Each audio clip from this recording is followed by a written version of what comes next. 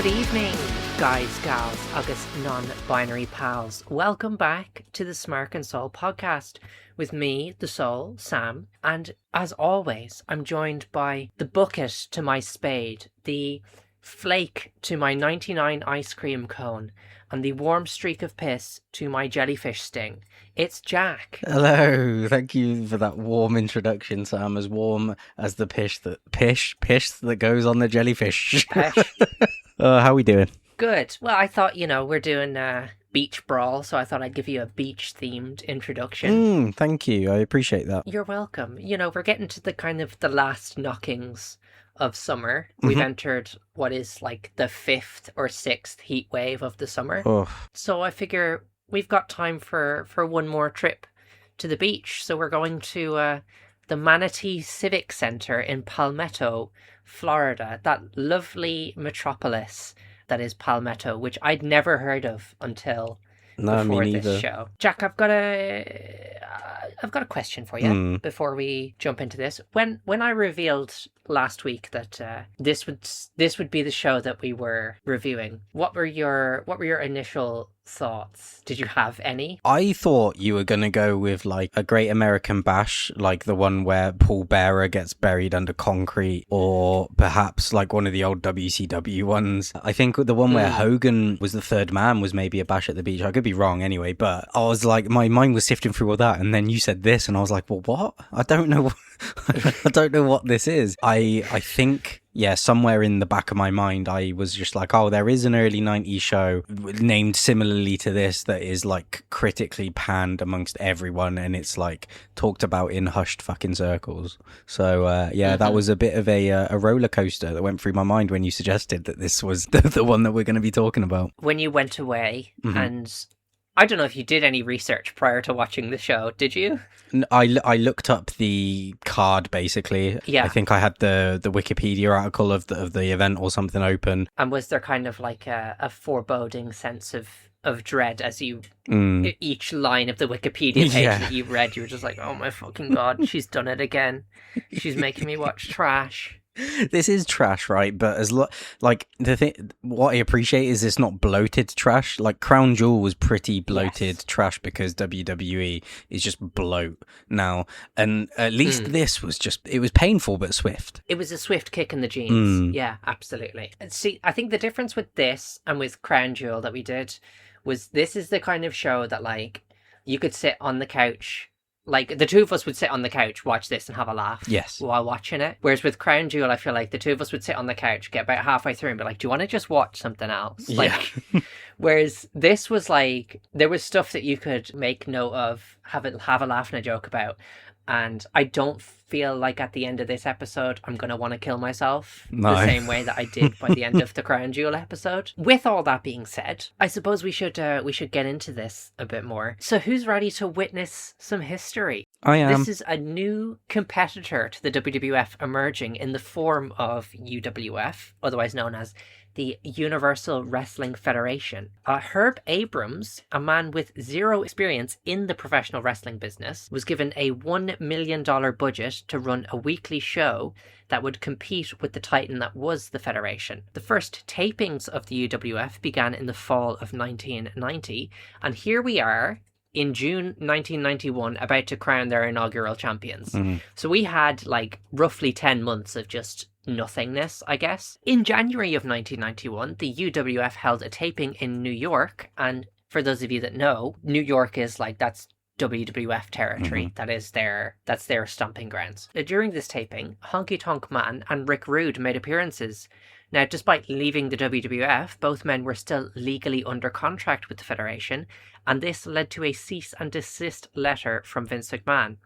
Honky Tonk Man would later go on record to reveal that his check from his one UWF appearance bounced when he tried to cash it. I hope it was worth it, Honky Tonk Man. Now, although the UWF only existed from 1990 to 1994, the promotion was home to some 12 championships during its short tenure. Now, you want to talk about AEW being bloated with championships, and maybe you have a point there, but 12 when you're running one pay-per-view. Some of these championships included the UWF Israeli Championship and the UWF Midget World Championship. You know, that's the kind of level we're dealing with here. Now, to get onto the actual pay-per-view itself, the Manatee Civic Center, which hosted Beach Brawl, had a capacity of 4,000 people. Pretty good. Not bad for a young company. Until you realise that only 550 people attended the show. And of those 550 attendees, only 70 people paid for their tickets.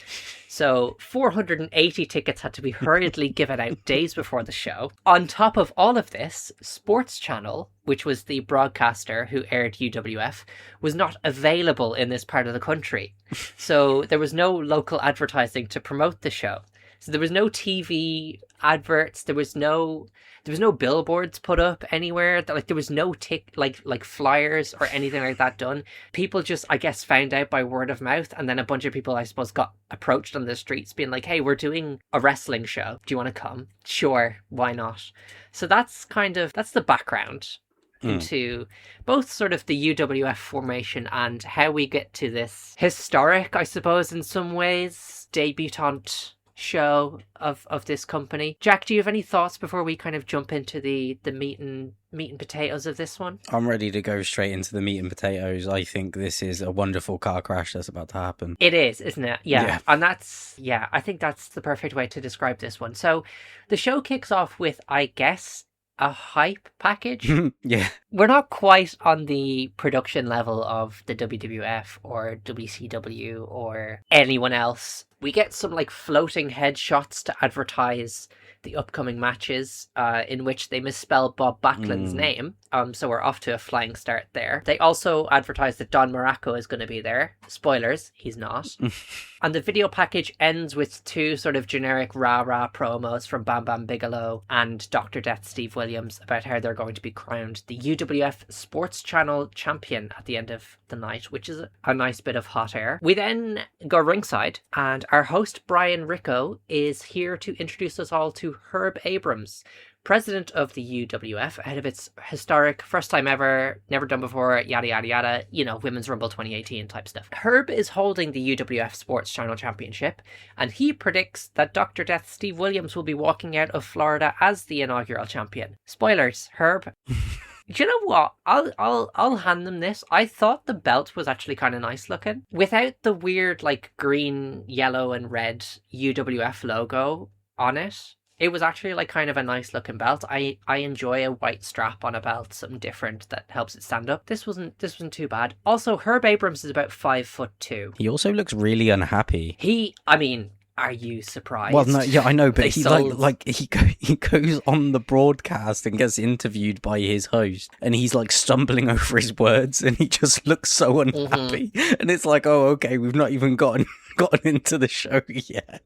Oh god. Yeah, he hasn't. I think the latest line of coke that was up his nose is on its come down. Bruno fucking Sammartino is on commentary, by the way, which was kind of crazy. Yeah, he's half asleep. He looks bored of his fucking mind, doesn't he? He's just... I will say this, though. Bruno, he does attempt to analyse matches. He's the best part of this show. He really is, yeah. And that's genuinely not saying much because, again, he doesn't sound like he wants to be there. He sounds like his check has also bounced. Yeah. And he's just like, but he's protecting the wrestling business, so everything to him is still a big deal because he's still got a job to do to protect the wrestling business. So I really respect him for that. But fuck me, yeah, he was sleepwalking through this. He was. We still haven't got to any matches yet. We get a backstage interview where Bam Bam Bigelow kind of stumbles through his promo, but it's kind of like still weirdly charming in a way. Yeah. He says he has a lot of mobility, jobility, and hobility. He's going to dedicate his win tonight to his son, who is celebrating his 3rd birthday. Happy birthday, baby Bigelow. Dr. Death is up next for interview, and he seems ready to fucking kill a man. He says he'll do whatever it takes to beat Bam Bam. An arm drag, a fireman's carry, a guillotine, or an Oklahoma stampede. 2 of those moves, an arm drag and a fireman's carry. I'm sorry, I understand that we're 35 years in the past, but I feel like an arm drag isn't going to put Bam Bam Bigelow down. No. I digress. The interviewer ends the segment, though, by saying, strong words from a strong man. Who wins? You decide. And I don't think that's how it works. It isn't. This isn't Taboo Tuesday / Cyber Sunday. It felt very like Alan Partridge-esque, you know? This whole thing felt like a comedy skit. Yeah, it was honestly, like, impressive. If this was some sort of higher level avant-garde comedy cinema that we were just not able to understand, like, this is just deep satire, fair fucking play. Honestly. But I don't think it was. Oh, definitely not. So we finally get to our first match, which is the Blackhearts, accompanied by Luna Vachon, versus Jim Cooper and the Firecat. Here's a fun fact for you. I don't know if you knew about this, but one of the Blackhearts is Gangrel. I don't know which one it was, because the quality was so bad on the show. Yeah. And this what was were they all called? over so Apocalypse. quickly. Destruction and Apocalypse. Apocalypse, and that was it. Yeah. Fantastic, brilliant names. So they do this spot where they like enter the ring and they light a cauldron on fire or something with like a fireball, but they botch it the first time around, which is great. And they have this like weird shrieking gimmick. Yeah. One of them is in the ring and the other one will stand on the turnbuckle and just kind of like over and over again, which is not very intimidating. No. At first I thought this match was just going to be like a squash, because like the Blackhearts just immediately start with like these double team moves. Jim Cooper is selling fuck all. He is desperate to get himself over, but he does hit a smooth back body drop and a hip toss before tagging in Firecat, who reverses a powerbomb into a clean looking head scissors. Then the babyface team become like the more dominant team in the match, with Firecat's quick moveset keeping them mostly in control, but Blackheart number 1 puts an end to it with an abrupt throat chop. Firecat kicks out of a double flying clothesline at 1. Fight forever, you know, like, damn. Jim Cooper eventually gets tagged back in and gets hung up on the top rope by the Blackhearts before taking what was the America's Most Wanted finisher? Was it the death penalty? Yeah. It was essentially that, where one of them kind of had him in like a loose bear hug, and then the other one hit him with a leg drop for the pin and win in 7 minutes and 45 seconds. I went 2 stars on this. I thought it was fine. It wasn't like the kind of wreck that I was expecting it to be. I think I went into the show just being like, all of these matches are going to be duds, aren't they? But you know, this was okay. There was nothing like crazily botched, like in ring, other than that like weird fireball spot. But you know, that happens. I thought the Firecat was like the MVP of this match, though. He looked really good. Obviously, he had a stint in the WWF as the Battle Cat, and he was just kind of like an enhancement talent, but he could have done a job in AAA, you know, or like CMLL. Yeah. So yeah, he was my MVP, maybe for the night even. I'll go so far as to say the Firecat, he's the one to watch in this burgeoning promotion. What did you think? I gave it 1.75, and it would have been 1.5, but they got a 0.25 because Blackhearts came out to Perfect Strangers by Deep Purple, and that's a pretty good song. But it was a very basic match. There were a lot of botches, not a lot of flow. Some half decent work now and then, fine, yeah. But really, it had a house show feel rather than your first ever show pay-per-view opener for a new promotion. So yeah, it wasn't very like SCU versus Strong Hearts. No, at Double or Nothing, was it? No. Moving on from the match, we then get a follow-up interview backstage with the Blackhearts and Luna Vachon. The Blackhearts again are doing their like screeching and bird call sounds in the background, and Luna calls their opponents scrubs, says that they want to face the best the UWF has to offer, and then I think she goes on, like she's about to say that they're going to defend their tag team championships or whatever, but obviously they don't have tag team championships at this point, which is baffling. So she just kind of like mumbles that she's going to defend the Blackhearts. So I think the Blackhearts, we see the Blackhearts a few times during this show. So that's fun. Up next, we have a street fight between Terry Gordy and not Don Morocco. This says here Johnny Ace. Oh, that's right. Yes, Don Morocco no-showed this pay-per-view, and they don't really have an explanation for it, other than they just say the ailing Don Morocco. That's how they refer to him, so it's kind of up in the air. But yeah, Johnny Ace is in to replace the ailing Don Morocco for this one, and as it gets underway, Johnny Ace is in control with mat-based wrestling. This is a street fight. Now, apparently there's no disqualification and no rules in this one, according to the ring announcer, but as Terry Gordy has Mr. People Power in the corner, the referee starts counting to 5. Again, this is a street fight. Johnny Ace starts mounting a comeback after a lot of offense from Terry Gordy, and after a clothesline and drop kick, Craig DeJour says about Terry Gordy, he's from Bad Street, USA, but he may be on Queer Street after that one. Now, Craig DeJour, what did you mean by that exactly? And where is Queer Street? Where can I find it? Because I know of some, the gay village in Birmingham. I know of gay quarters all over the place, but where is Queer Street? Anyway, I digress. Gordy falls to the outside. We've finally gone to the outside in the street fight, by the way, and Johnny Ace attempts a crossbody over the top rope, but instead he absolutely eats shit on the floor. He catches his shoulder or something on the top rope, and it just fucks with his trajectory, so he just kind of falls into Terry Gordy and smacks his body off the floor. Both men begin brawling on the outside, and the match ends in a double count out. No, that can't be right. Oh no, yeah, no, that's correct. Yeah, even commentary are confused. Bruno on commentary is oh, hold on, the bell rang. Yeah. But this is no disqualification. Just perfect. There's 4 minutes of just this ambling going on between the two men, in the crowd, where they do a great job of highlighting just how many empty seats are in this arena, because they go up into the stands and there's no one there. Then they go in and around the concourse, the floor area of the arena. Then Terry Gordy gets a chair out, but they never use the chair. Johnny Ace sits on it for a second, then he chases Terry Gordy out of the ring. Then they do they both put each other in a front face lock for 30 seconds. It was fucking terrible. I gave this one a dud, because how are you going to have a street fight that barely leaves the ring, has no weapons, and is just if this had just been a normal match, as a normal match, this was actually decent. There was some good stuff in there, and even Bruno was trying to sell on commentary, hey, if this was just, I think he called it a scientifical match, that Johnny Ace would have the upper hand, but in a street fight, Terry Gordy's got this one. But it never really turned into a street fight, so you're just kind of sitting there, waiting, and waiting, and waiting, and nothing happens. So I went dud, because I was fucking annoyed. What about you? Yeah, I put dud as well, because it was boring as fuck.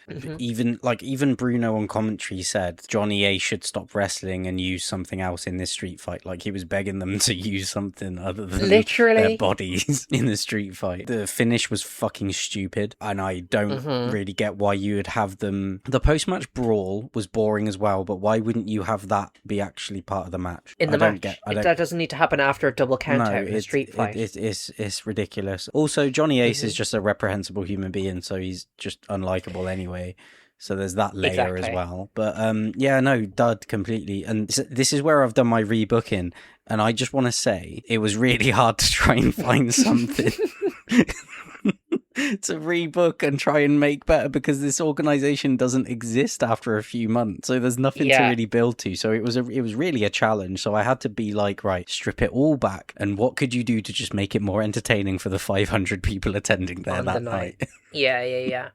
So no, I get you. This can stay a street fight. It can stay no disqualification. I mean, first off, we don't get the bell ringing in the middle of the fucking match and it ending to confuse everyone, and it doesn't end randomly. Ace can still keep trying to do his best to wrestle Gordy. He can try flips and athletic stuff, but what we want to tell the story in this match is Gordy isn't playing along. He's the grizzled veteran who he can use the ring post, he can use guardrails, anything at his disposal to get the edge, because he's trying to win a fucking match in a street fight, right? You can play the Johnny Ace naivety kind of thing. Every time Ace tries to make it a wrestling match or a contest, Gordy can drag it back down to the violence and the chaos, and you just give it fucking 10-15 minutes. They can do that.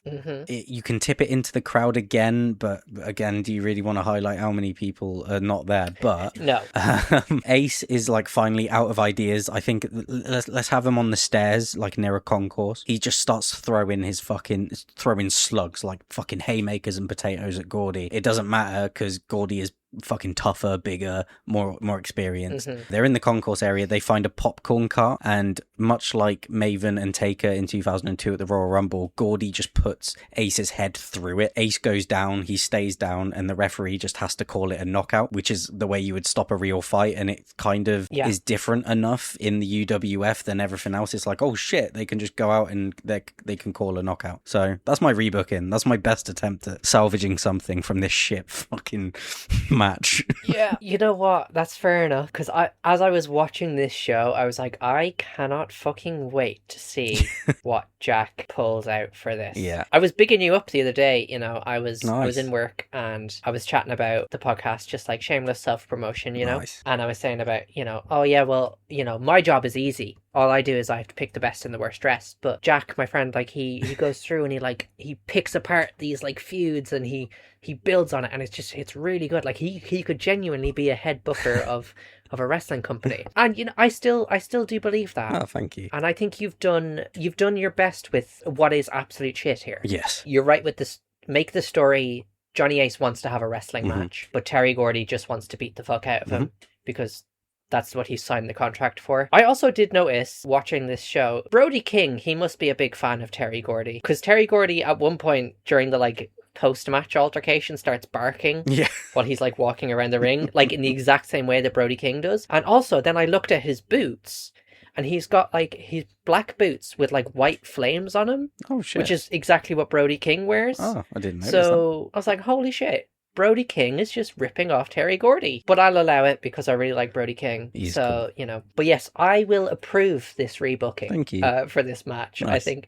I like the kind of end it with a knockout. Yeah. Because it again, it's like a little different thing that they can do to separate themselves from the Fed.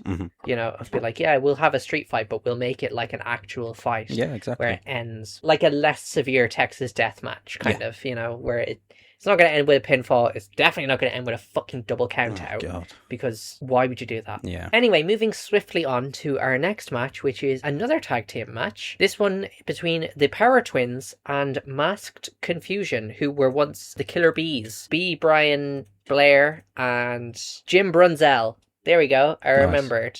Well done, me. And then you also have the Power Twins, Power Twin 1 and Power Twin 2. Don't remember their names. Don't think commentary did either. So this team were called Masked Confusion. Masked, as in M-A-S-K-E-D, as in something that is wearing a mask.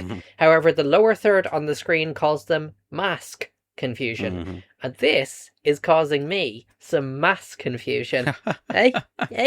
See what I did there? I did. Well done, me. Now, if commentary aren't able to tell any of these men apart, what fucking hope do I do? Because I'm watching this show in what must be 240p, basically, with VHS crackles across the stream. Fuck me, the audio's bad in this show as well, right? They need to fix that. Oh, isn't it terrible? Jeez. Yeah, I'll get onto some of that audio stuff, don't worry. So anyway, Masked Confusion, who are supposedly the baby faces in this match, are wrestling very, like, heelishly during the first half of this match. They're, like, slowing the pace down, they're cutting off tags between the Power Twins, and they're working over body parts, which, by the way, don't get sold at all. But they're very, like, cutting the ring in half, like FTR, Corey Graves' favourite fucking line on commentary. The Power Twins then gain the upper hand, and they wrestle even more heelishly. Double team maneuvers, distracting the referee, cheap shots in the corner, slow, methodical pace. B. Brian Blair then gets tossed out of the ring as Jim Brunzell gets knocked off the apron, and both men take this as an opportunity to slip on masks and cause some confusion.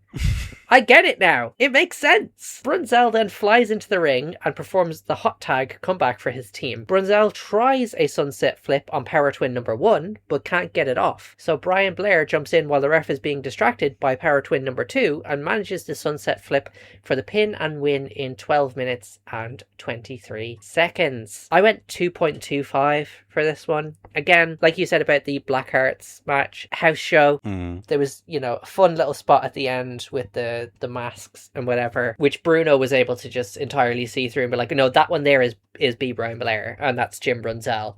And they've just hoodwinked the referee. Fair play to Bruno. He's not taking anyone's shit. He wants wrestling to be respected and cherished. So what did you think of this one? I went for 1.75 again. I thought it was boring It was heatless and it was too long. The workers in there, they were fine, I guess, but I didn't care about any of them and nothing hooked me that's in. true. And yeah, I put it's a house show ass match. The finish, the sunset flip for the finish was fucking awful. So yeah, the same level as the opener with the Blackhearts. It's just, it was longer and it was more boring somehow. So yeah, there you go. So hang on, you say that there was nothing in this match to hook you, but what about the twin magic mask? Oh, you know what? When you're right, Sam, you're right. I completely. Never mind. 4.5 stars. Yeah, no, I get you. I think my ratings during this show are, for the most part, a bit inflated, just because going into each match I was expecting so much worse. I get you. And when a match is just kind of like semi-coherent, I'm like, you know what? This ain't bad. This is actually okay. This might not be as bad as showbiz they're making it out to be. But, I'm probably wrong. Anyway, I found it very confusing that, like, Masked Confusion were the baby faces. I know. And they were so heelish in everything they did. Like, even the finish, which I understand, like, as a babyface, you can have, like, a cheeky kind of bend the rules. Mm-hmm. Like Eddie Guerrero, we loved him for that. And whatever. But, yeah, I just think pulling off the, like, twin magic thing, that is a heelish move. Yeah. When you have, like, the identical twins being your opponents in the match, and then you book Masked Confusion to be their opponents, like, that should be like a build-up feud thing rather than just like a one-off match, if you know what I mean. Yeah, there's just a lot of weird booking decisions on this show, strangely enough, when you put a guy in charge of a company who has no wrestling experience. Yeah. But I digress. We now move on to the first and only women's match on the show. This is for the inaugural UWF Ladies Championship, and it's between Candi, Devine and Rockin. The ring announcer gets drowned out by the music that's like dubbed onto the broadcast, so it has to be re-recorded afterwards, which is just fucking excellent stuff. Both women are apparently, according to the ring announcer, very vivacious. So, that's cool. To me, this was the most enjoyable match on the card so far, which isn't really saying much, but I'm pleasantly surprised that in 1991, 2 women wrestlers are being presented much the same way as the men. Bruno is actually, again, analysing the match and dissecting the moves, rather than hearing Jerry Lawler basically have a wank under the commentary desk. The babyface actually wrestles like a babyface, and the heel actually wrestles like a heel, which is fucking incredible. It's also the first match since the start of the show that isn't wrestled at a damn near glacial pace. Now, although we do see perhaps the worst clothesline of all time from Rockin' Robin, I did still have fun with this. Robin wins with a roll-up, however, after an Irish whip rebound in 6 minutes and 5 seconds to become the inaugural UWF Ladies Champion, and the crowd are seemingly very much into that. I went 2.5 stars. Again, I thought the pace was better. Yes, it wasn't very smooth, fair enough, but yeah, I thought it breezed past a bit better. I liked Rockin' Robin, as a fan of her. She was someone that I would probably cheer for if I was around in 1991 watching the UWF. Nice. So good for her. 2.5 stars. That's pretty much all I have to say about this one. What about you? I went 1.25. I thought it was bad. Sexist. I thought it was bad. Interesting. It was heatless. There were botches galore. It was a roll-up finish for a world title, ultimately, or like a fucking main title. The new champion also just no-sells the match and jogs to the back like it was nothing. So I think that justifies my 1.25. And it was there was an awful-looking drop kick as well. There was. Just, honestly, like Rockin' Robin, she seems okay, but what was her gimmick? Just shaking her hips at the commentary table? Like, she just danced along, and that's fine or whatever. There's plenty of dancing gimmicks, but you're meant to make these people seem like a big deal. It's your first show. I think they could have given her like a cowgirl gimmick or something. Yeah. But yeah, I mean, listen, I'll take all the flag for it, but I really didn't like this one. Folks, that's Jack cancelled. Jack hates women, confirmed. He is a big enjoyer of the fact that Liv Morgan has not defended her WWE Women's Championship in 100 days. And he texted me the other day and he was like, oh my God, Monday Night Raw had no women's segments or women's matches. Thank God. Just to let you know, I will post the screenshots on our Instagram as well of that conversation. Moving on from Jack being a sexist pig, it's our next match. To add to some sexism, we've now got some racism. It's Colonel DeBeers versus Mr. Wonderful Paul Orndorff. Folks, the build to this match is fucking insane. So, for some backstory, Colonel DeBeers, his character is that of like a white nationalist South African who is like pro-apartheid, basically a terrible, awful piece of shit human being. In October of 1990, Colonel DeBeers, now this is kayfabe by the way, however I feel like Colonel DeBeers was a long-running character in multiple promotions who kept the same gimmick, so I feel like Colonel DeBeers may have actually held some of these talks IRL. So I'm saying, I'm not levelling any allegations. In October of 1990, Colonel DeBeers kicked off before his match because the referee, Larry Sampson, was a black man, and he didn't want a black man refereeing his matches. In November of 1990, during a match with Louis Spicoli, in which Larry Sampson, once again was the referee, DeBeers attacked the referee on 2 separate occasions, which caused a disqualification for him. DeBeers would then continue the assault on Sampson after the match, including giving the ref a DDT. Fast forward to May of 1991, during a match with a black wrestler called Soul Train, the referee took a bump, which gave DeBeers the opportunity to... Now, I'm being so serious when I say that this is what happened. He takes off the referee's belt and begins whipping Soul Train with it. What the fuck are we doing here, folks? That leads us to a strap match between Colonel DeBeers and Paul Orndorff. For some reason, I don't know why Paul Orndorff is involved in this. He has never at any point come out to like defend Paul Sampson or Soul Train or black people in general. But the match starts off in the same way as, I suppose, a game of Gaelic football or hurling. For any Irish people out there, the referee just throws the strap in the air and whoever catches it first gains control. I did kind of like that because it was, it was a bit different. The dastardly DeBeers jumps highest and begins wailing on Orndorff. DeBeers misses a running move into the corner, lands on the top turnbuckle, and Orndorff bungee kicks him off the top, which was, I thought, an interesting spot. I kind of did like that. DeBeers drops the strap while taking the bump, and Orndorff takes advantage, whipping Mr. Apartheid before wrapping the belt around his throat, which the referee kind of chastises Orndorff about. He's like, hey, come on. There's somewhere we gotta draw a line here. You can whip the fuck out of him, but don't start wrapping it around his throat. That's barbaric. DeBeers then hits Orndorff with a scoop slam, but Orndorff lands on top of the strap and DeBeers cannot find it. DeBeers goes up top to hit a flying nothing, but Orndorff meets him and thrusts the strap into his throat before a running knee lift and a standing elbow drop. Orndorff wins with a pile driver in 4 minutes and 15 seconds. He did it for the fans, and he did it for America. Now, as Orndorff stands in the ring waving Old Glory, Colonel DeBeers pulls a stun gun out of his jacket and incapacitates Orndorff before leaving the scene of the crime with Orndorff's American flag. However, about 2 minutes later, Orndorff just kind of shakes his head like a cartoon character and just gets up and stumbles to the back anyway. I gave this one a 0.5 stars. Why on earth would you have this horrendous, despicable, racist bastard in Colonel DeBeers, and commentary even make no attempt to kind of hide that. There's no heel commentator, there's no Corey Graves trying to twist himself into a pretzel to defend him or whatever. They say as much, that he's a horrible racist. So why would you have him get his heat back at the end? Have him just lose the match. He's a horrible racist. Also, they should have had Larry Sampson be the referee for this match. And what they should have done, instead of having the tip-off at the beginning of the match, have Larry Sampson just hand the belt to Paul Orndorff and just be like, go at him. I'm not going to stand in your way. Just have some kind of real comeuppance for Colonel DeBeers. You don't need to have him pull out a stun gun at the end and get his heat back. Have it be one of those after-school specials where it's here you go, folks, here's what happens if you're a racist.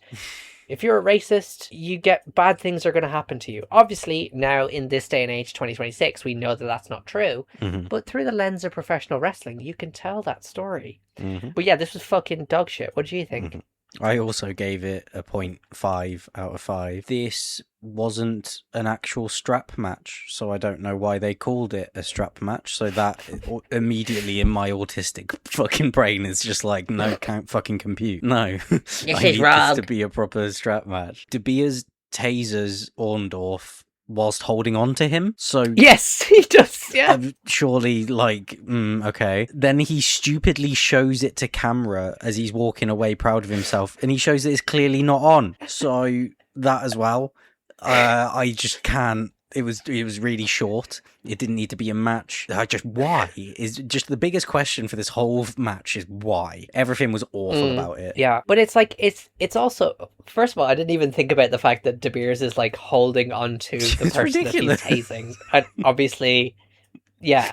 But also, like, the whole, like, the USA chants and, like, Paul Orndorff waving the American flag at the end as if he's, like, defending the honor of America, when actually the story behind the match is that DeBeers hates black people. Like, was there not a black person that you could have booked for this match? Or, like, anything like that? You just went for the whole... about that in 1991, were they? Oh, my God. It was just... It was crazy. so stupid. Yeah. Anyway, we now have a Captain's Corner segment.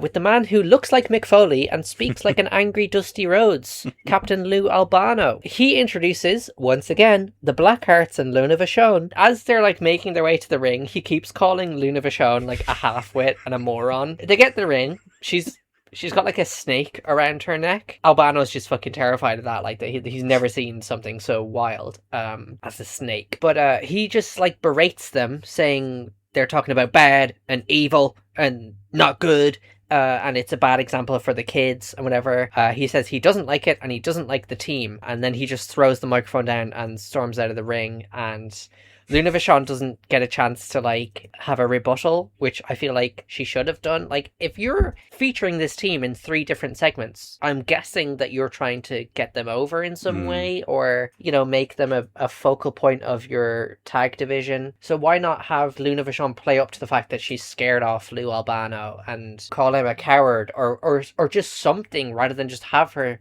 and the Blackhearts stand in the ring like a couple of lemmings. Like, they just looked stupid because of this. I don't know. Let's move on, I guess. Yeah, it was Question mark? it was stupid. I don't know why they advertised a Captain's Corner segment as if it was going to be a whole like 10-15 minute bit, or a sit down interview, or just whatever, even just a back and forth on the mic. It was just, I don't know, weirdly funny how Lou just brings them out, berates them on the mic, and then just runs away. Yeah.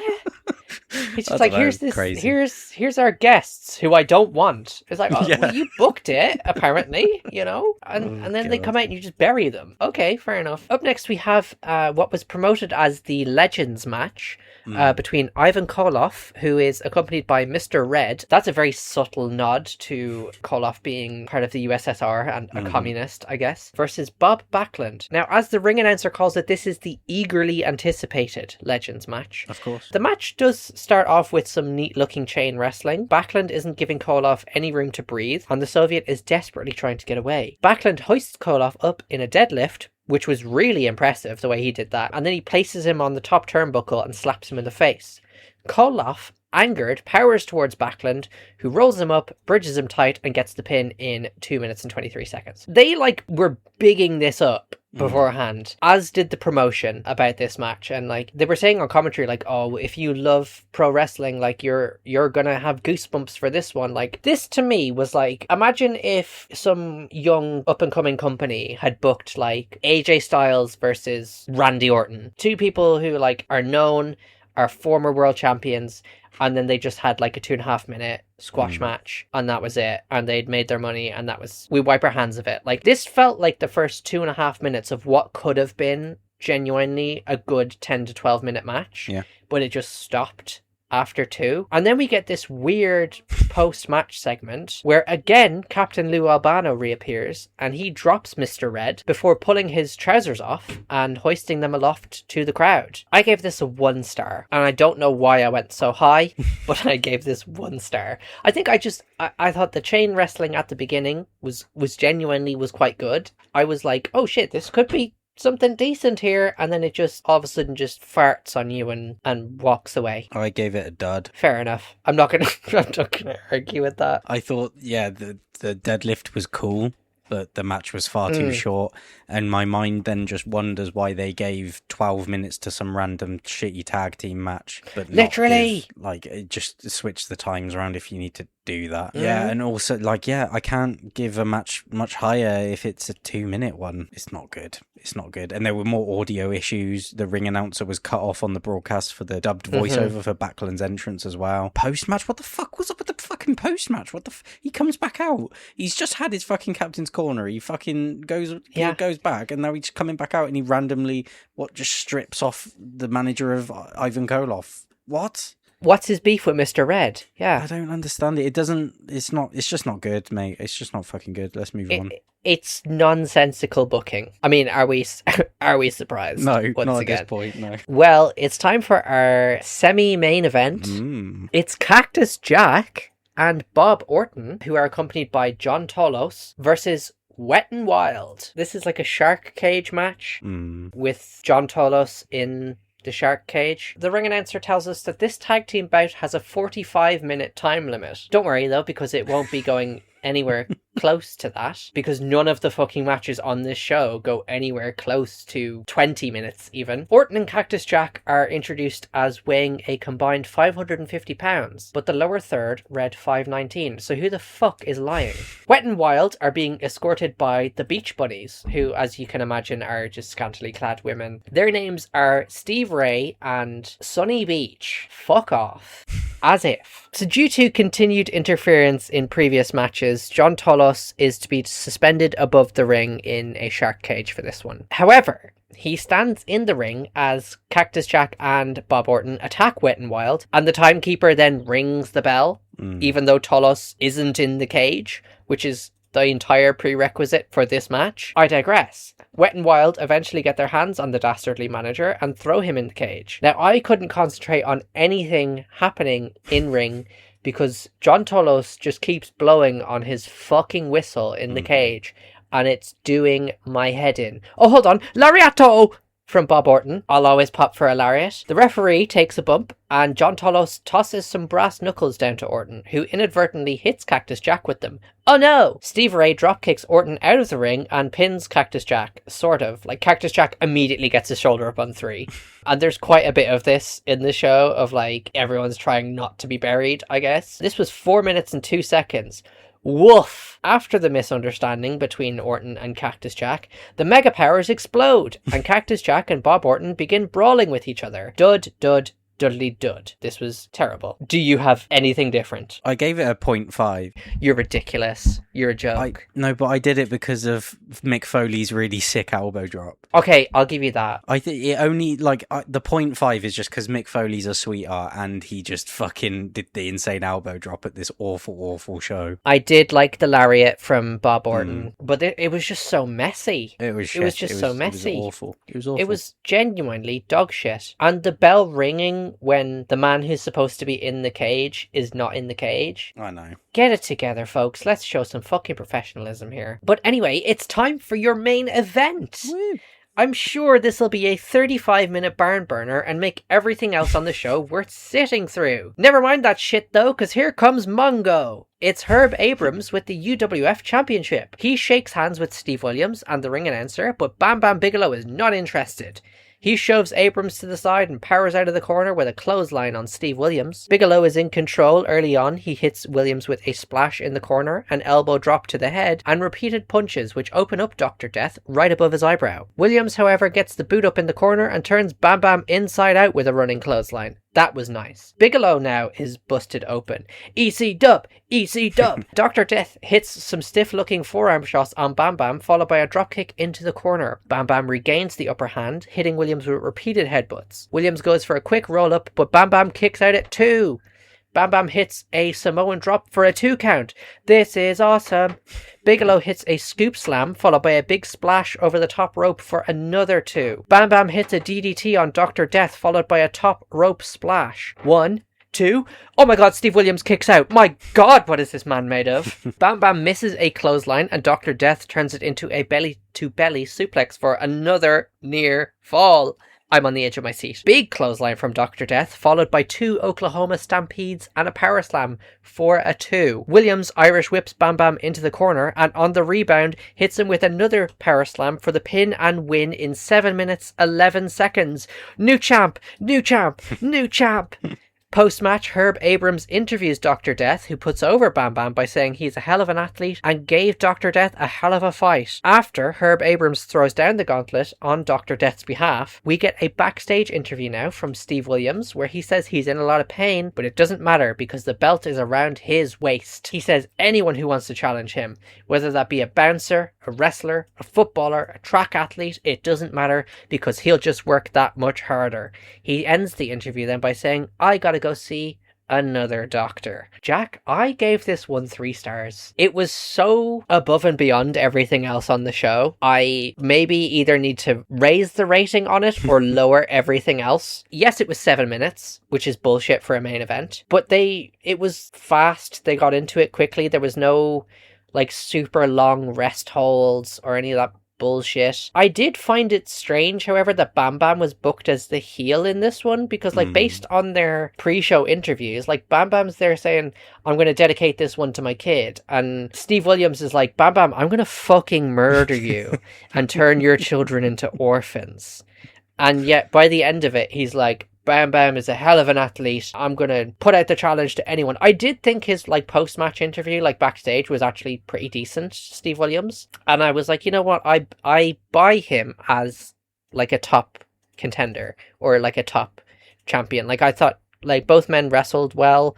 They knocked the shit out of each other, which was fun. Yeah, I think it was nice and breezy compared to like some of the fucking shite that we put up with during this one. So I think if I was to watch this match in a vacuum, I'd probably give it like 1.5. But because it was surrounded by absolute crap, it was like an oasis in the desert. Yeah. I was like, oh my god, this is absolute cinema. This is 3 stars. What did you think? I gave it 2.75 for, you know, mostly the same reasons, I think. I think the presentation of this main event was just a little bit better than the other ones as well. It was a decent little recap of the tournament for this new title as well. You had more of a big fight feel just in the presentation, really. Obviously the President Herb comes out. He ends up in the middle of the start of the match. Like they start while he's like in there and he's like, I'm not really keen on like the 5 fucking post-match interviews, but whatever. I know. It was fun that Williams bladed Bigelow for him. I thought both guys had some decent selling. They actually, like, they were probably 2 of the only people on the show that really looked like they gave a shit and they could like back it up in the ring as well. They were probably the most well paid, I guess, on the show, so that probably 100% did a lot of the work for them. Yeah, it was alright. It was slightly above average, to be fair, and then especially fucking considering the shit that we had to deal with, like you said, in the show. But everything that happened after the pin fall, I don't really understand. They did like a recap of the show. The lights started going out and like poor Bruno was there trying to fucking sell the show and be like, oh, this was such a good show, and the lights are just going out behind him and everyone's filtering out, and it's just like, why they're sweeping up around with this broadcast? Everyone's going home. What the fuck? Yeah, it was very bizarre. Like, I'll be honest, I kind of, once like the match finished and Dr. Death gave like that backstage interview, I just started like skipping through. Just, like, is there anything of any note? And you just would constantly be landing on Bruno sounding bored and tired and ready for bed, just and in the dark. Like, just let the man go home. Like, he's tired. He's actually put in a bit of effort on this show. I'm not even sure if he sounded that bored or that's just how Bruno talks. Because, like, I've heard his Hall of Fame induction speech and whatever, and he just is kind of a bit dry with his, like, delivery and things. So maybe him, like, giving his all just sounds to us like he's bored. Like, maybe he just is quite a tired man. Maybe. I don't blame him. He's been through the ringer, certainly with this show, and it was only fucking 2 hours long. My overall show rating for this, I went 1.5. Was it worse than Crown Jewel? I don't know. I think in a sense, yes. Obviously, Crown Jewel had like higher production cost, like it looked more polished. This was kind of like a bit rickety, a bit tin pot, but there was still like a charm to that as well, you know? Was it worse than Crown Jewel? In some ways, yes. Was it more entertaining than Crown Jewel? 100% yes. I didn't have to watch The Miz at all on my screen. Yeah. So, I don't know. I can't remember what I gave Crown Jewel. I think I gave Crown Jewel like a 1.75. It was shocking. I remember that I think much. it must just have been like the law of averages with Crown Jewel, because it was a packed card. There was like 8 or 9 matches, and a lot of them were just like 2s and 2.5s. But because this is, I mean, again, 8 matches, I know, but like some of them went fucking 2 minutes and some of them were duds. I think the overall ratings might skew it to this one being worse quality wise, but give me watching this any day over watching Crown Jewel. Oh, like absolutely. 100%. I love bad wrestling when it's bad wrestling. I don't like bad wrestling when it's boring bad wrestling. Exactly. You know, like when it's comical and I can sit there and I can laugh about it. Fucking happy days. Brilliant. Absolutely. But when it's just like, oh my God, The Miz is back again. Kill me. That's when I don't enjoy it, you know? Yeah. I gave it a 1 out of 5 overall. So fair.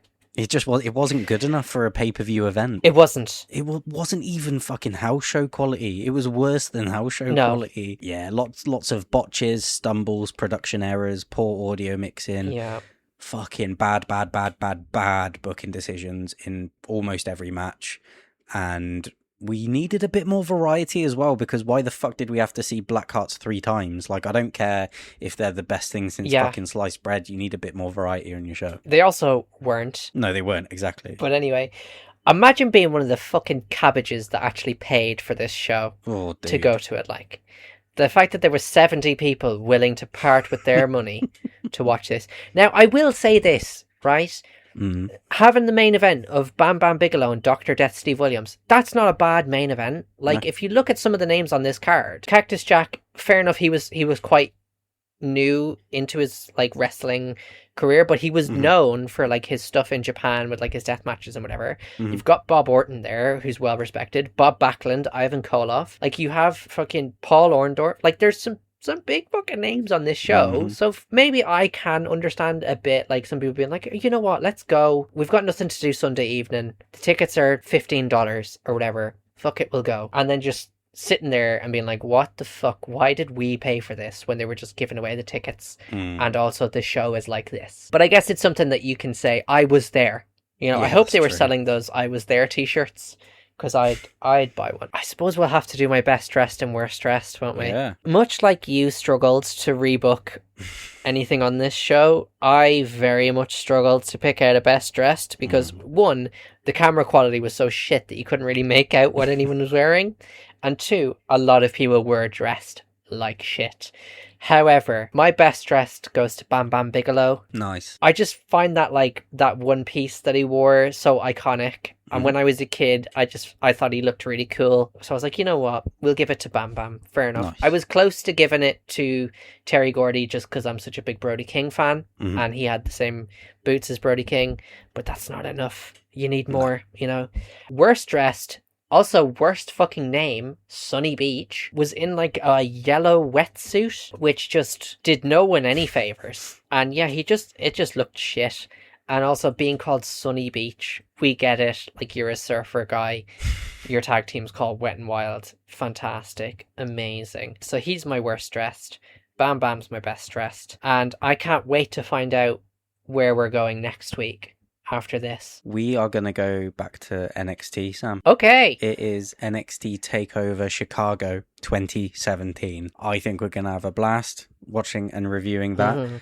If you need familiarizing, it is the authors of Pain versus DIY tag team ladder match that main evented. Oh, yes. Let's fucking say no go.